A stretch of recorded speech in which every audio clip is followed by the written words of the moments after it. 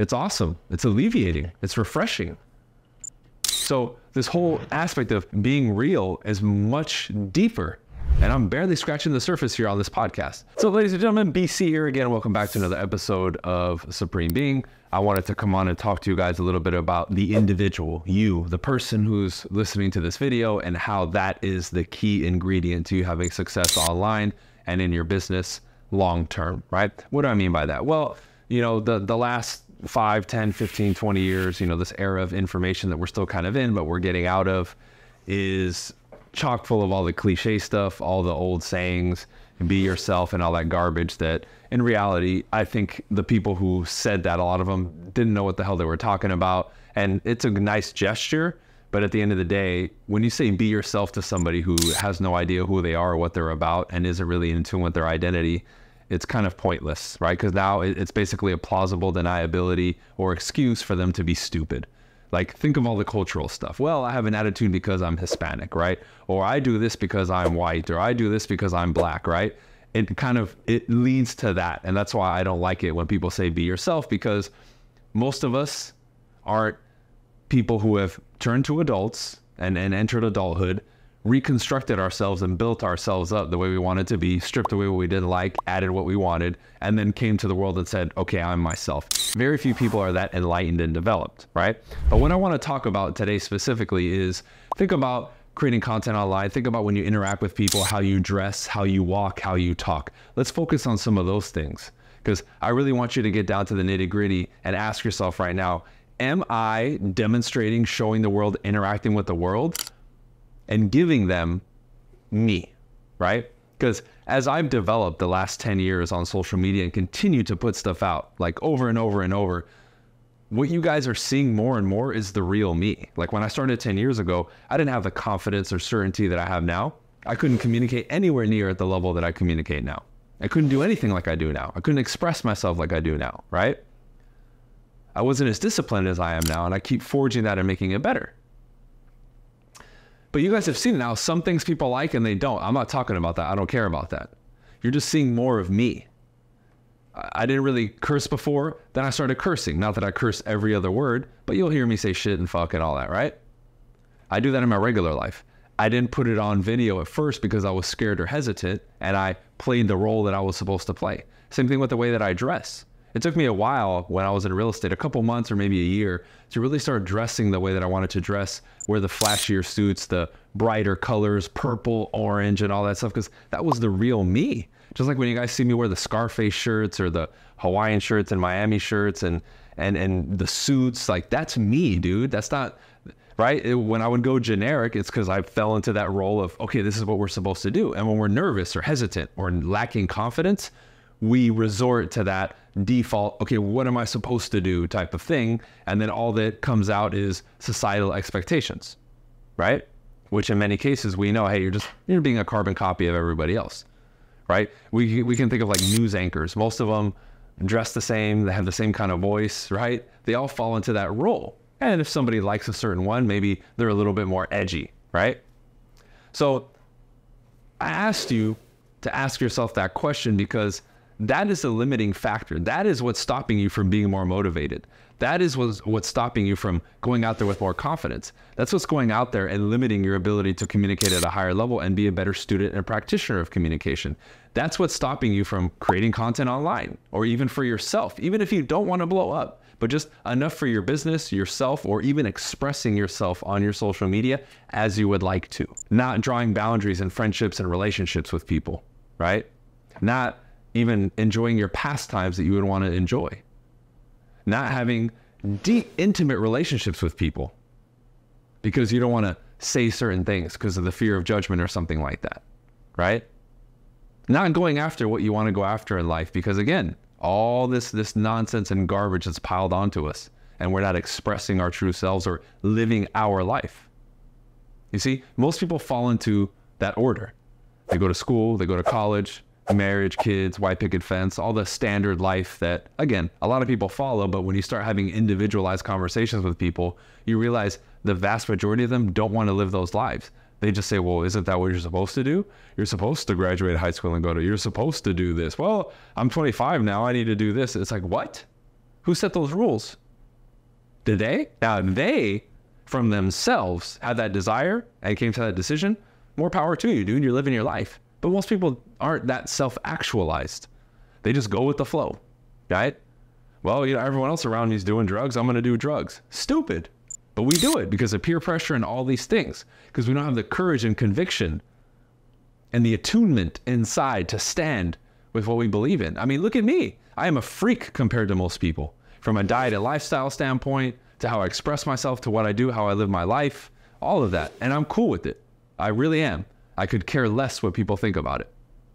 But then when I compare myself in these categories to other people in a different stratosphere in regards to fulfillment, success, all this stuff, right? Behind the scenes, this crazy, drug addict or gambling addict and then you talk to, oh man, I hate my life. I just do this to escape. Like there's no weird story like that with me, but there is with so many other people. Or where you find out somebody's a certain way with you and then behind the scenes there's somebody else. I'm not like that. I don't wear these different masks. What you see is what you get. Now, the world doesn't know everything about me, but damn, you know a lot. That's for damn sure, right? If most people give you 10% of them, I'm giving you 70, 80% of me, right? In regards to what you know. And man, let me tell you, this is why I'm so much happier than most people. And again, I go through my shit just like you. I really do. From a personal standpoint, friendships, business, finances, like, again, maybe at different levels, but we all go through it. It's just I'm a different person now and I handle it much, much differently. Like the situation I'm in right now with my businesses and what I'm doing, and then this has been the case for many years, the average person would crumble under the pressure that I deal with, right? When you have employees, when you have other people, many more, mouths to feed and bills to pay, right? You have a lot more at risk. It's like flying a $50,000 plane versus a $2 million plane.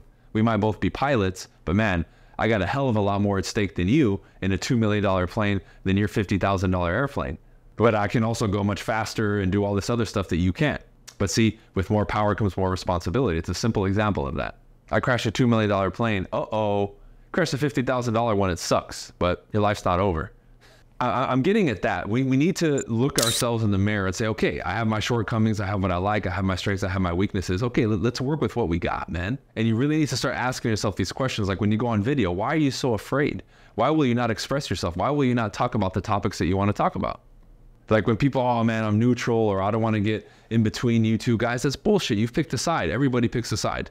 Nobody's neutral. They're just afraid of saying what their stance is, right? And me giving my stance like on the evil C word from, 3 or 4 years ago got me deplatformed. So be it. I'm not going to bite my tongue.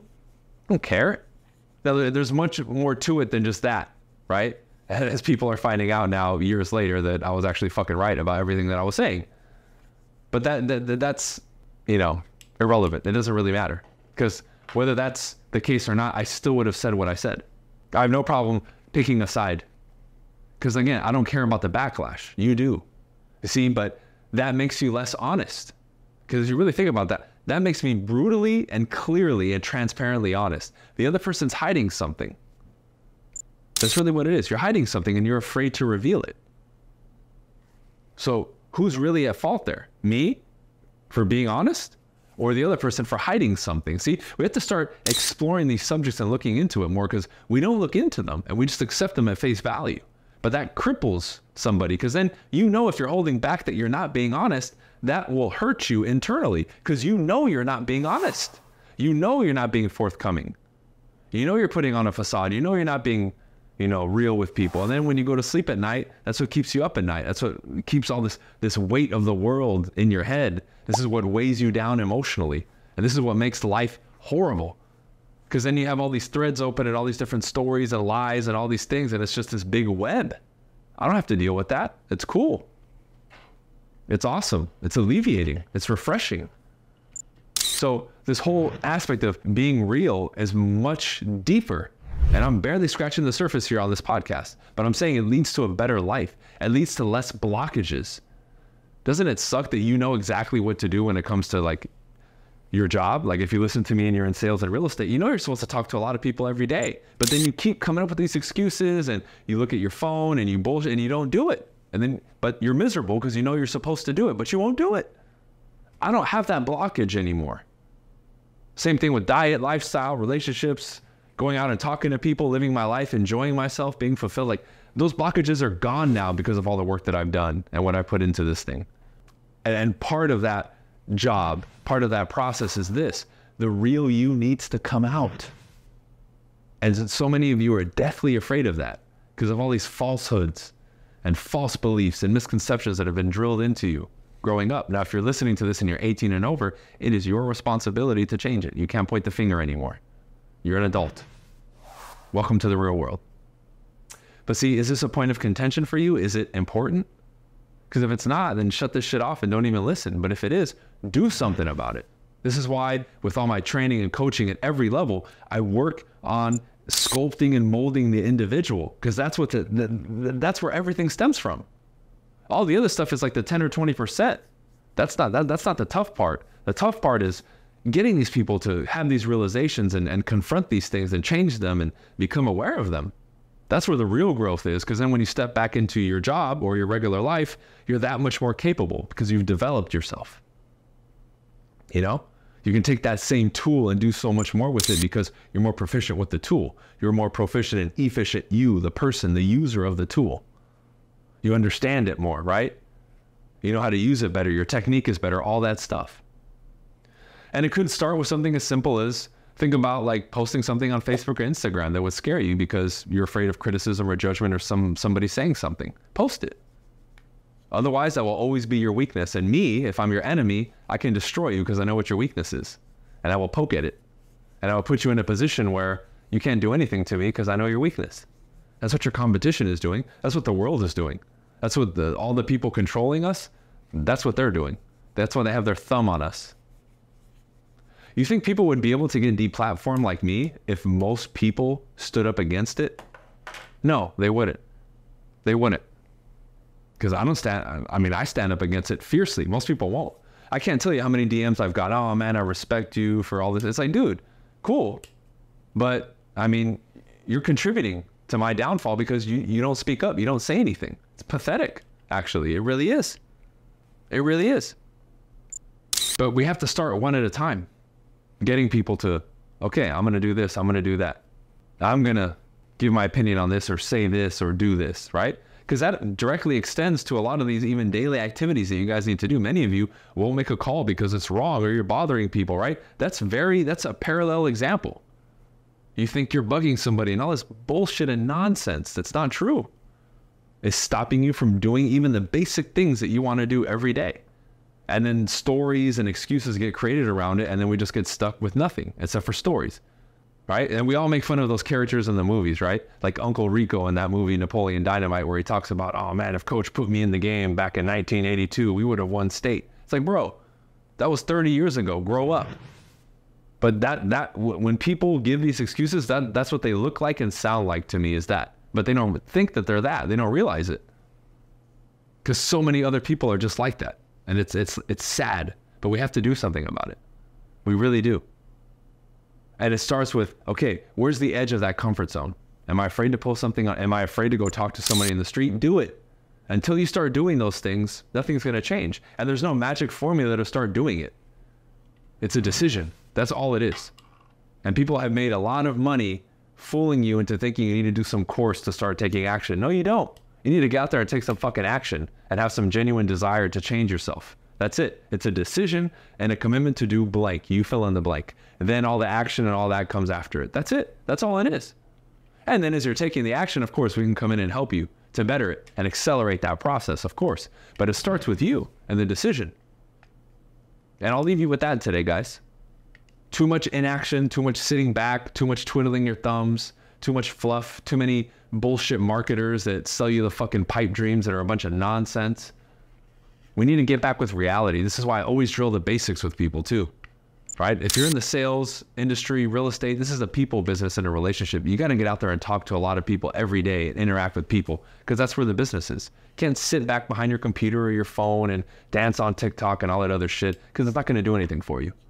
Okay, cool. Anything you guys need, all the resources are in the description below. Check out the Real Estate Agagi. My goal is to have over 100 members by the end of the year. We're getting about 1 or 2 a day, and I would like to increase that to about 4 to 5 a day. Hit me up. You can schedule a call if you want to talk to me about joining Real Brokerage. Our website is there, and then all the other resources that you might need. All right, peace.